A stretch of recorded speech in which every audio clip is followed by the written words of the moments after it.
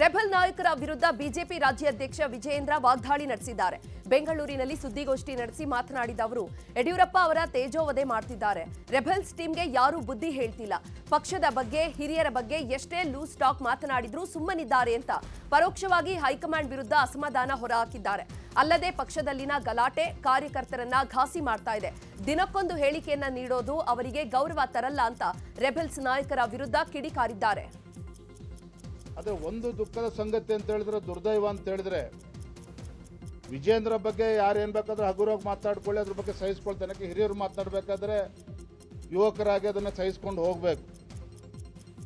ಆದರೆ ಪಕ್ಷ ಕಟ್ಟಿರ್ತಕ್ಕಂಥ ಒಬ್ಬ ಹೋರಾಟಗಾರ, ರೈತ ನಾಯಕ ಯಡಿಯೂರಪ್ಪನವ್ರ ಬಗ್ಗೆ ಮಾತನಾಡಬೇಕಾದ್ರೂ ಸಹ ಎಂಥ ಕೀಳ್ಮಟ್ಟದ ಭಾಷೆನ ಪ್ರಯೋಗ ಮಾಡ್ತಾ ಇದ್ದಾರೆ.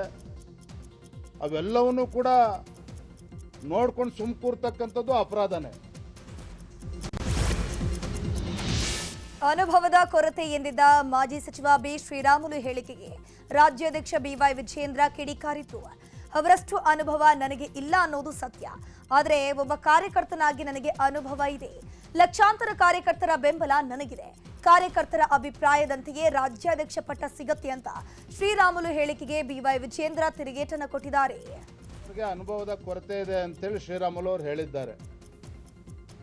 ರಾಜ್ಯದ ಅಧ್ಯಕ್ಷನಾಗಿ ನನಗೆ ಅನುಭವದ ಕೊರತೆ ಇರ್ಬೋದು, ಅವರಷ್ಟು ಅನುಭವ ಇಲ್ಲ.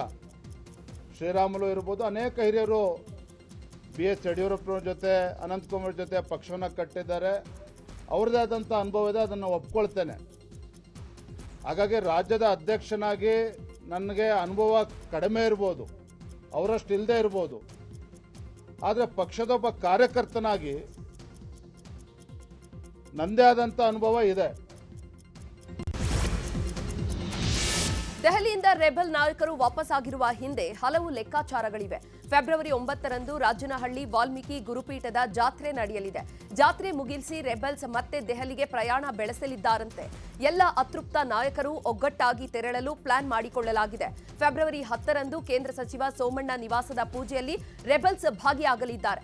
ಫೆಬ್ರವರಿ 12ರವರೆಗೆ ದೆಹಲಿಯಲ್ಲೇ ಇರಲಿರುವಂತಹ ರೆಬಲ್ಸ್ ವರಿಷ್ಠರ ಜೊತೆ ಇನ್ನೊಂದು ಸುತ್ತಿನ ಮಾತುಕತೆ ನಡೆಸಲಿದ್ದಾರೆ ಎನ್ನಲಾಗಿದೆ.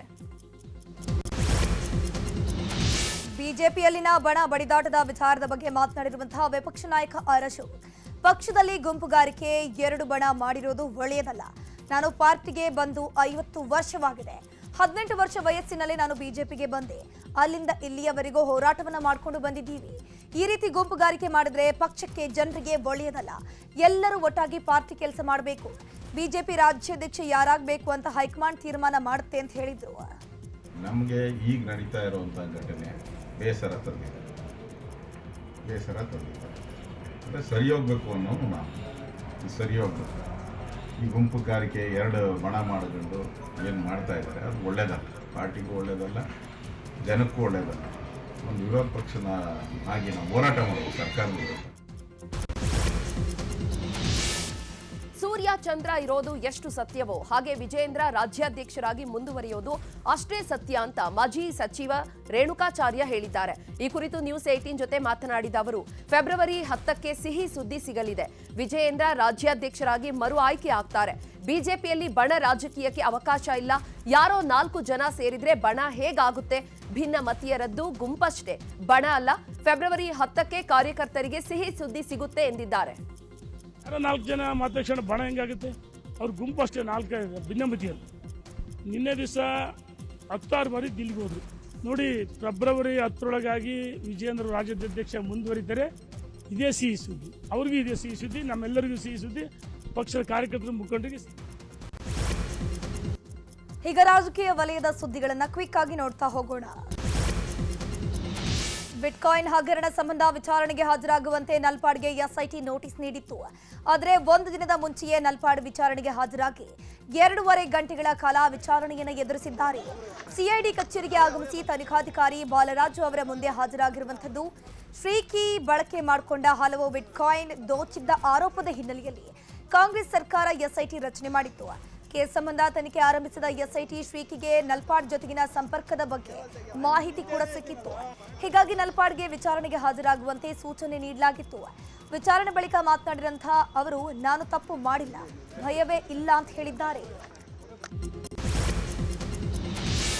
ಸಿಎಂ ಬದಲಾವಣೆ ಚರ್ಚೆ ವಿಚಾರದ ಬಗ್ಗೆ ಮಂಡ್ಯದಲ್ಲಿ ಮಾತನಾಡಿದ ವಿಪಕ್ಷ ನಾಯಕ ಆರ್ ಅಶೋಕ್, ನಾನು ಜ್ಯೋತಿಷಿಯಲ್ಲ, ಆದರೆ ನವೆಂಬರ್ನಲ್ಲಿ ಸಿಎಂ ಬದಲಾವಣೆ ಆಗೋದು ಶತಸಿದ್ಧ.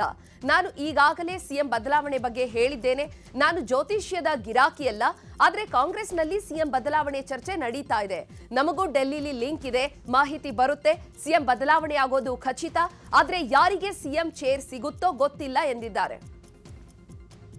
ಜ್ಯೋತಿಷ್ಯದ ಗಿರಾಕಿ ಅಲ್ಲ. ಜ್ಯೋತಿಷ್ಯ ಯಾರು ಕೇಳ್ತಾರೋ ಹೋಗಿ.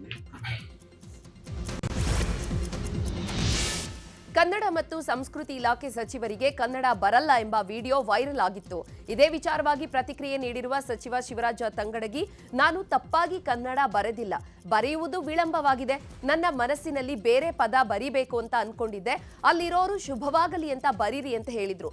ಈ ಗೊಂದಲದಲ್ಲಿ ಬರೆಯುವುದಕ್ಕೆ ವಿಳಂಬವಾಗಿದೆ, ಅಕ್ಷರಕ್ಕೆ ಕೊಂಬು ಒಂದು ಕೊಟ್ಟಿಲ್ಲ, ಅದೊಂದು ತಪ್ಪಾಗಿದೆ ಅಷ್ಟೇ ಅಂತ ಹೇಳಿದ್ರು. ಶಿವಮೊಗ್ಗ ಜಿಲ್ಲಾ ಸಾಹಿತ್ಯ ಸಮ್ಮೇಳನದ ಭಾಷಣದಲ್ಲಿ ತಮ್ಮ ಕನ್ನಡ ಜ್ಞಾನದ ಬಗ್ಗೆ ಉಸ್ತುವಾರಿ ಸಚಿವ ಮಧು ಬಂಗಾರಪ್ಪ ಹೇಳಿಕೊಂಡಿದ್ದಾರೆ. ನಾನು ಕಾನ್ವೆಂಟ್ನಲ್ಲಿ ಓದಿದ್ದು, ಹೀಗಾಗಿ ಸಾಹಿತ್ಯದ ಬಗ್ಗೆ ಮಾತನಾಡೋದು, ಕನ್ನಡ ಓದೋದು ಕಷ್ಟ. ಹಾಗಂತ ಕನ್ನಡವೇ ಬರಲ್ಲ ಅಂತಲ್ಲ. ಮಾಧ್ಯಮಗಳಲ್ಲಿ ಅನೇಕ ಬಾರಿ ಕನ್ನಡದ ಬಗ್ಗೆ ಚರ್ಚೆ ಆಗ್ತಿದೆ. ನಾನೇನು ಮಕ್ಕಳಿಗೆ ಕನ್ನಡ ಪಾಠ ಮಾಡಬೇಕಿಲ್ಲ, ಶಿಕ್ಷಣ ಇಲಾಖೆಯ ಕೆಲಸ ಮಾಡಿದ್ರೆ ಸಾಕು. ಬಾಯಲ್ಲಿ ಬರುವ ಮಾತು ಹೆಚ್ಚು ಕಮ್ಮಿ ಆಗಬಹುದು, ಆದರೆ ಹೃದಯ ಮಾತ್ರ ಅಚ್ಚೆ ಕನ್ನಡ ಅಂತ ಹೇಳ್ಕೊಂಡಿದ್ದಾರೆ. ಭಾಷೆ ಮಾಡೋದಕ್ಕೆ ನನಗೆ ವೈಯಕ್ತಿಕವಾಗಿ ತೊಂದರೆ ಆಗಬಹುದು, ಆದರೆ ಕೆಲಸ ಮಾಡೋದಕ್ಕೆ ಯಾವತ್ತೂ ಕೂಡ ನಿಮ್ಮ ಪರವಾಗಿ ನಾನು ಯಾವತ್ತೂ ಕೂಡ ಇರ್ತೀನಿ ಅಂತಕ್ಕಂಥದ್ದನ್ನು ಹೇಳಲಿಕ್ಕೆ ಇಷ್ಟಪಡ್ತೀನಿ. ನನಗೆ ವೈಯಕ್ತಿಕವಾಗಿ ನಾನು ತೊಂದರೆ ಯಾಕೆ ಅಂತ ಹೇಳಿದರೆ, ನಮ್ಮನ್ನೆಲ್ಲ ಕಾನ್ವೆಂಟಿಗೆ ಸೇರಿಸ್ಬಿಟ್ರು. ಕನ್ನಡ ಇಂಗ್ಲಿಷ್. ರಾಜ್ಯದ ಸುದ್ದಿಗಳನ್ನು ನೋಡೋಣ. ಹಕ್ಕುಪತ್ರಕ್ಕೆ ಆಗ್ರಹಿಸಿ ಕಿತ್ತೂರಿನ 9 ಹಳ್ಳಿಗಳ ರೈತರಿಂದ ಹೋರಾಟ ಮುಂದುವರೆದಿದೆ. ಬೆಳಗಾವಿಯ ಕಿತ್ತೂರಿನ ಚೆನ್ನಮ್ಮ ವೃತ್ತದಿಂದ ಕೋಟೆಯವರೆಗೂ ಪ್ರತಿಭಟನಾ ಮೆರವಣಿಗೆ ಮಾಡಲಾಗಿದೆ. ಕಳೆದ 25 ದಿನಗಳಿಂದ ಅಹೋರಾತ್ರಿ ಧರಣಿ ಮಾಡ್ತಾ ಇರುವಂತಹ ಕಿತ್ತೂರಿನ 9 ಹಳ್ಳಿಗಳ ರೈತರು ಜಿಲ್ಲಾಡಳಿತದ ನಿರ್ಲಕ್ಷ್ಯದ ವಿರುದ್ಧ ಪ್ರತಿಭಟನಾ ಮೆರವಣಿಗೆಯನ್ನ ಕೈಗೊಂಡಿದ್ರು. ಪ್ರತಿಭಟನಾ ಮೆರವಣಿಗೆಯಲ್ಲಿ ರೈತನೋರ್ವ ಅಸ್ವಸ್ಥಗೊಂಡ ಘಟನೆ ನಡೆದಿದೆ. ಅಕ್ರಮ ಮರಳು ಗಣಿಗಾರಿಕೆ ಹಿನ್ನೆಲೆಯಲ್ಲಿ ಬೋಟ್ಗಳಿಗೆ ಬೆಂಕಿ ಹಚ್ಚಿದ್ದಾರೆ ಅಧಿಕಾರಿಗಳು. ಮರಳು ಗಣಿಗಾರಿಕೆ ಬಳಸ್ತಾ ಇದ್ದಂತಹ ಬೋಟ್ ನಾಶಪಡಿಸಿದ್ದಾರೆ ಗಣಿ ಮತ್ತು ಭೂ ವಿಜ್ಞಾನ ಇಲಾಖೆ ಅಧಿಕಾರಿಗಳು. ಪೊಲೀಸ್ ಇಲಾಖೆ ಅಧಿಕಾರಿಗಳ ಸಮ್ಮುಖದಲ್ಲಿ ಸ್ವಯಂ ಚಾಲಿತ ಮರಳು ಸಾಗಾಟ ಯಂತ್ರಕ್ಕೆ ಬೆಂಕಿ ಹಚ್ಚಿ ಮರಳು ದಂಧೆಕೋರರಿಗೆ ಬಿಸಿ ಮುಟ್ಟಿಸಿದ್ದಾರೆ. ಹುಬ್ಬಳ್ಳಿಯಲ್ಲಿ ಮಹದಾಯಿ ನೀರಿಗಾಗಿ ರೈತರು ಬೀದಿಗಿಳಿದು ಪ್ರತಿಭಟನೆ ನಡೆಸುತ್ತಿದ್ದಾರೆ. ಕೇಂದ್ರ ಸಚಿವ ಪ್ರಹ್ಲಾದ್ ಜೋಶಿ ಕಚೇರಿ ಬಳಿ ಜಮಾಯಿಸಿದ ಮಹದಾಯಿ ಹೋರಾಟಗಾರರು ಕಚೇರಿಗೆ ಮುತ್ತಿಗೆ ಹಾಕಿ ಆಕ್ರೋಶ ವ್ಯಕ್ತಪಡಿಸಿದ್ದಾರೆ. ಕುಡಿಯುವ ನೀರಿನ ಯೋಜನೆಗೆ ಸರ್ಕಾರ ವಿಳಂಬ ಮಾಡ್ತಿರೋದು ಸರಿಯಲ್ಲ. ವನ್ಯಜೀವಿ ಇಲಾಖೆಯಿಂದ ಕೂಡಲೇ ಪರವಾನಗಿ ಕೊಡಿಸಬೇಕು. ಈ ತಿಂಗಳ ಅಂತ್ಯದೊಳಗೆ ಅನುಮತಿ ಕೊಡದಿದ್ರೆ ಮಾರ್ಚ್ 1ಕ್ಕೆ ಪ್ರಹ್ಲಾದ್ ಜೋಶಿ ಕಚೇರಿಗೆ ಮುತ್ತಿಗೆ ಹಾಕಿ ಅನಿರ್ದಿಷ್ಟಾವಧಿ ಹೋರಾಟವನ್ನ ಮಾಡ್ತೇವೆ ಅಂತ ಹೋರಾಟಗಾರರು ಎಚ್ಚರಿಕೆ ನೀಡಿದ್ದಾರೆ.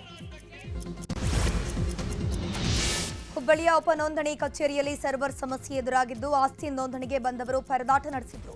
ನಗರದಲ್ಲಿರುವಂತಹ ಸಬ್ ರಿಜಿಸ್ಟ್ರಾರ್ ಕಚೇರಿಗಳ ಮುಂದೆ ಜನರು ಸರ್ವರ್ಗಾಗಿ ಕಾದು ಸುಸ್ತಾಗಿದ್ದು, ಕಳೆದ 1 ವಾರದಿಂದ ಆಸ್ತಿ ವ್ಯವಹಾರ ಪ್ರಕ್ರಿಯೆ ವಿಳಂಬವಾಗಿದೆ. ತಾಂತ್ರಿಕ ದೋಷದಿಂದಾಗಿ ಜನರು ಪರದಾಡ್ತಿದ್ದು ಸರ್ಕಾರದ ವಿರುದ್ಧ ಹಿಡಿ ಶಾಪ ಹಾಕಿದ್ರು. ಇತ್ತ ರಾಯಚೂರಿನಲ್ಲೂ ಸಬ್ ರಿಜಿಸ್ಟ್ರಾರ್ ಕಚೇರಿಯಲ್ಲಿ ನೋಂದಣಿಗೆ ಸಂಕಷ್ಟ ಎದುರಾಗಿದೆ. ಕಳೆದೊಂದು ವಾರದಿಂದ ಸಮಸ್ಯೆ ಎದುರಾಗಿದ್ದು ಆಸ್ತಿ ಖರೀದಿ ಮಾರಾಟ ವ್ಯವಹಾರಕ್ಕೆ ಅಡ್ಡಿಯುಂಟಾಗಿದೆ. ಕಾವೇರಿ 2 ತಂತ್ರಾಂಶದಲ್ಲಿ ತಾಂತ್ರಿಕ ದೋಷ ಕಂಡುಬಂದಿರುವುದರಿಂದ ಆಸ್ತಿ ನೋಂದಣಿ ಪ್ರಕ್ರಿಯೆ ಸಂಪೂರ್ಣ ಬಂದ್ ಮಾಡಲಾಗಿದೆ. ಸದ್ಯ ನೋಂದಣಿ ಆಗದಂತಹ ಹಿನ್ನೆಲೆ ಸರ್ಕಾರಕ್ಕೆ ಸಾರ್ವಜನಿಕರು ಹಿಡಿ ಶಾಪ ಹಾಕ್ತಿದ್ದಾರೆ. ಆದರೆ ಸರ್ಕಾರ ಮಾತ್ರ ಸಮಸ್ಯೆ ಬಗೆಹರಿದಿದೆ ಎಂದಿದ್ದಾರೆ. ಈಗ ಕ್ರೈಮ್ ಲೋಕದ ಸುದ್ದಿಗಳನ್ನ ಫಟಾಫಟ್ ನೋಡ್ತಾ ಹೋಗೋಣ. ಮಾಜಿ ಸಚಿವ ಕೃಷ್ಣಯ್ಯ ಶೆಟ್ಟಿಗೆ 3 ವರ್ಷಗಳ ಕಾಲ ಜೈಲು ಶಿಕ್ಷೆ ವಿಧಿಸಿ ಜನಪ್ರತಿನಿಧಿಗಳ ವಿಶೇಷ ನ್ಯಾಯಾಲಯ ಆದೇಶ ಹೊರಡಿಸಿದೆ.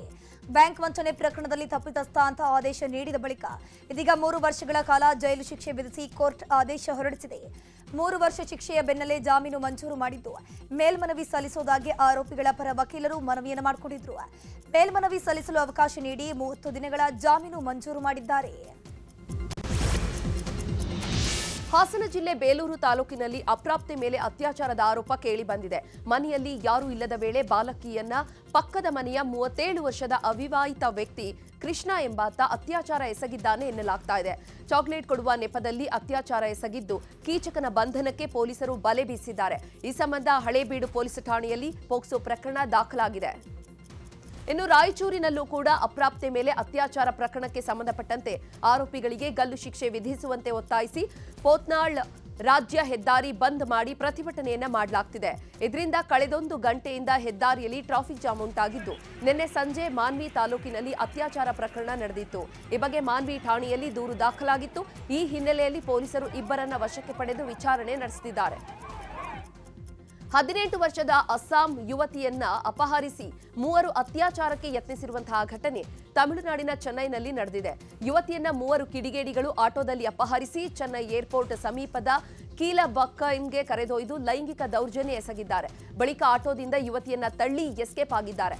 ಬಳಿಕ ಯುವತಿ ಪೊಲೀಸರಿಗೆ ದೂರು ನೀಡಿದ್ದು ಘಟನೆ ಸಂಬಂಧ ಇಬ್ಬರು ಕೀಚಕರನ್ನ ಪೊಲೀಸರು ಬಂಧಿಸಿದ್ದಾರೆ. ರಾತ್ರಿಯ ಹೊತ್ತಲ್ಲಿ ಕಳ್ಳರು ಕೈಚಳಕ ತೋರಿಸಿದ್ದಾರೆ. ರಾತ್ರಿ ವೇಳೆ ಮನೆ ಮುಂದೆ ನಿಲ್ಲಿಸಿದ್ದ ಬೈಕ್ಗಳಿಂದ ಬ್ಯಾಟರಿ ಕಳವು ಮಾಡಿದ್ದಾರೆ. ಬೆಂಗಳೂರಿನ ಗಾಯತ್ರಿ ನಗರ ಹರಿಶ್ಚಂದ್ರ ಘಾಟ್ ಹಿಂಭಾಗದ ರಸ್ತೆಯಲ್ಲಿ ನಿನ್ನೆ ರಾತ್ರಿ ಕಳ್ಳತನ ಮಾಡಲಾಗಿದೆ. 4 ಪಲ್ಸರ್ ಬೈಕ್ಗಳ ಬ್ಯಾಟರಿ ಕಳವು ಮಾಡಿದ್ದಾರೆ ಖದೀಮರು. ಪೊಲೀಸರ ಮೇಲೆ ನಂಬಿಕೆ ಇಲ್ಲ, ಏನು ಬದಲಾವಣೆ ಆಗೋಲ್ಲ, ಕಳ್ಳರನ್ನ ಹಿಡಿಯಲ್ಲ ಅಂತ ಬೈಕ್ ಮಾಲೀಕ ಬೇಸರ ಹೊರಹಾಕಿದ್ದಾರೆ. ರಾಷ್ಟ್ರಪತಿ ಭಾಷಣದ ವೇಳೆ ನಡೆದಂತಹ ಚರ್ಚೆ ಬಳಿಕ ಪ್ರಧಾನಿ ನರೇಂದ್ರ ಮೋದಿ ರಾಜ್ಯಸಭೆಯಲ್ಲಿ ಮಾತನಾಡಿದ್ರು. ರಾಷ್ಟ್ರಪತಿಗಳ ಭಾರತದ ಅಭಿವೃದ್ಧಿ ದಿಕ್ಸೂಚಿ ಬಗ್ಗೆ ಹೇಳಿದ್ದಾರೆ. ಸಬ್ಕಾ ಸಾಥ್ ಸಬ್ಕಾ ವಿಕಾಸ್ ಅನ್ನೋದು ನಮ್ಮೆಲ್ಲರ ಹೊಣೆಯಾಗಿದೆ. ಕುಟುಂಬ ಮೊದಲು ಅನ್ನೋದು ಕಾಂಗ್ರೆಸ್ನ ನಂಬಿಕೆ. ಕಾಂಗ್ರೆಸ್ನಲ್ಲಿ ಎಲ್ಲವೂ ಒಂದು ಕುಟುಂಬದ ನಿರ್ಧಾರ ಆಗಿರುತ್ತೆ. ಕಾಂಗ್ರೆಸ್ನವರಿಗೆ ಸಬ್ಕಾ ಸಾಥ್ ಸಬ್ಕಾ ವಿಕಾಸ್ ಅರ್ಥ ಆಗಲ್ಲ ಅಂತ ಲೇವಡಿ ಮಾಡಿದ್ರು. ಕಾಂಗ್ರೆಸ್ನವರು ಅಂಬೇಡ್ಕರ್ಗೂ ಗೌರವ ಕೊಡೋದಿಲ್ಲ ಅಂತ ವಾಗ್ದಾಳಿ ನಡೆಸಿದ್ರು. ಪ್ರಧಾನಿ ಮೋದಿ ಮಾತಿಗೂ ಮುನ್ನ ರಾಜ್ಯಸಭೆಯಲ್ಲಿ ಸುದೀರ್ಘವಾಗಿ ಮಾತನಾಡಿದ ಮಾಜಿ ಪ್ರಧಾನಿ ಎಚ್.ಡಿ. ದೇವೇಗೌಡರು ನರೇಂದ್ರ ಮೋದಿ ಆಡಳಿತವನ್ನ ಹಾಡಿ ಹೊಗಳಿದ್ದಾರೆ. ಜೊತೆಗೆ ಬೆಂಗಳೂರಿನ ನೀರಿನ ಸಮಸ್ಯೆ ಹಾಗೂ ಹಾವೇರಿ ಮಹದಾಯಿ ಸಮಸ್ಯೆ ಬಗೆಹರಿಸಲು ಮೋದಿ ಮಾತ್ರವೇ ಶಕ್ತರು ಎಂದಿದ್ದಾರೆ.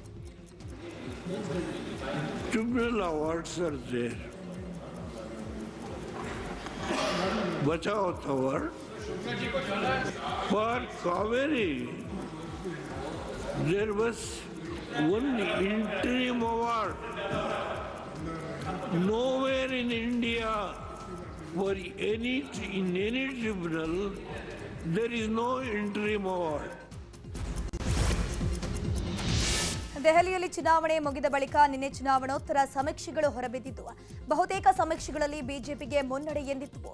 ಇವತ್ತು ಆಕ್ಸಿಸ್ ಮೈ ಇಂಡಿಯಾ ಸಮೀಕ್ಷೆ ಪ್ರಕಟ ಮಾಡಿದ್ದು ಬಿಜೆಪಿ 45ರಿಂದ 55, ಆಪ್ 15ರಿಂದ 25, ಕಾಂಗ್ರೆಸ್ ಹಾಗೂ ಇತರೆ ಒಂದೊಂದು ಸ್ಥಾನ ಗಳಿಸುತ್ತೆ ಅಂತ ಹೇಳಿದೆ.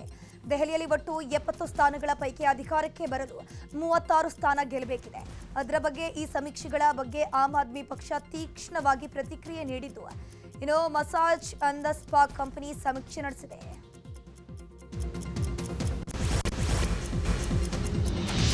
ಭಾರತ ಇಂಗ್ಲೆಂಡ್ ನಡುವಿನ ಮೊದಲ ಏಕದಿನ ಪಂದ್ಯದಲ್ಲಿ ಭಾರತ ಕಮಾಲ್ ಮಾಡಿದೆ.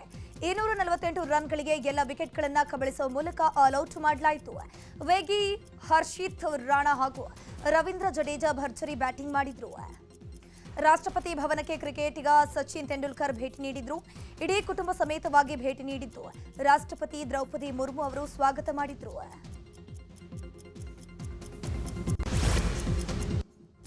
ವಿದೇಶಕ್ಕೆ ಸಂಬಂಧಪಟ್ಟ ಸುದ್ದಿಗಳನ್ನು ನೋಡೋಣ. ಅಮೆರಿಕದಲ್ಲಿ ಟ್ರಂಪ್ ಸರ್ಕಾರ ಅಸ್ತಿತ್ವಕ್ಕೆ ಬಂದ ಬೆನ್ನಲ್ಲೇ ಹಲವು ಕಠಿಣ ನಿರ್ಧಾರಗಳನ್ನು ತೆಗೆದುಕೊಳ್ತಿದ್ದು ಇದೀಗ WHO ಹೊರಬರೋದಾಗಿ ಘೋಷಣೆ ಮಾಡಿದೆ. ಜೊತೆಗೆ ದಕ್ಷಿಣ ಆಫ್ರಿಕಾದಲ್ಲಿ ನಡೆಯಲಿರುವಂತಹ G20 ಸಭೆಯಲ್ಲಿ ಭಾಗವಹಿಸೋದಿಲ್ಲ ಅಂತ ಟ್ರಂಪ್ ಸರ್ಕಾರ ಹೇಳಿದೆ. ಜಪಾನ್ನಲ್ಲಿ ದಾಖಲೆ ಮೀರಿ ಹಿಮಪಾತವಾಗ್ತಿದ್ದು ಒಹಿಹಿರೋ ನಗರದ ತುಂಬೆಲ್ಲ 3-4 ಅಡಿ ಹಿಮ ತುಂಬಿಕೊಂಡಿದೆ. ಭೀಕರ ಹಿಮಪಾತಕ್ಕೆ ವಿಮಾನಗಳು, ಮನೆಗಳು, ಕಾರುಗಳು ಹೂತು ಹೋಗ್ತಿದ್ದು ಜನರು ಮನೆಯಿಂದ ಹೊರಗೆ ಬರಲಾಗದಂತಹ ಪರಿಸ್ಥಿತಿ ನಿರ್ಮಾಣವಾಗಿದೆ. ಸದ್ಯ ಹಿಮ ತೆರವು ಕಾರ್ಯ ಮಾಡಲಾಗ್ತಾ ಇದ್ದು ಇನ್ನು 2-3 ದಿನ ಹಿಮಪಾತ ಹೀಗೆ ಮುಂದುವರಿಯಲಿದೆ ಅಂತ ಹವಾಮಾನ ಇಲಾಖೆ ಹೇಳಿದೆ.